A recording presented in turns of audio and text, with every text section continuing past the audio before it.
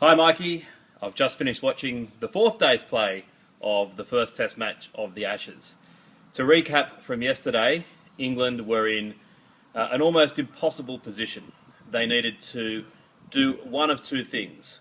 One, just to bat the entirety of today and tomorrow out without losing all 10 of their wickets and not worrying about how many runs they'd score, and that would have resulted in the game being a draw. Or, if they could have amassed 561 runs in that period of time, they would have pulled off the most remarkable victory in the history of Test cricket. So the day began with England batting quite well and showing a degree of resistance, and just as Australia's supporters were starting to get a little bit paranoid, finally a wicket fell. Kevin Pietersen hit the ball down in that direction and the catch was taken. It was a lovely moment, and it reminds me of, so often as I think, what would Americans be like if they played cricket, and how different cricket would be? Because I didn't recognise the guy who took the catch, and I know everyone in the Australian cricket side. I mean, I spend my whole time watching this crazy game. Basically, they got someone from the pub. The 12th man, the normal substitute for the Australian side, was sent off to get some practice elsewhere, and so they just grabbed a local Queensland cricketer and said, "Here you go, mate, come and play for Australia for a few minutes."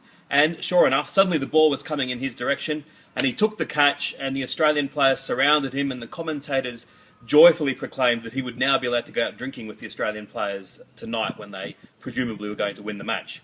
Imagine how different it would be with America's professionalism and specialisation. Anyhow, that brought our friend, probably the one cricketer you do know from England, to the crease, Ian Bell, or as you know him, the Hobbit. He and Alistair Cook are two fine defensive batsmen, and if anyone was going to save it for England, it was going to be those two men, but it wasn't to be. The Australians tore through the heart of the English batting lineup. Wickets fell quickly. Mitchell Johnson once again was coming in and just bowling frighteningly quick stuff. The rain came, the hail came, it looked like the world was going to come to an end, so they all went off. They came back on, the rain came again, they went off, and they finally came back on again. And England, towards the end of the day, Australia only needed one more wicket for the game to be won, and a telling moment occurred.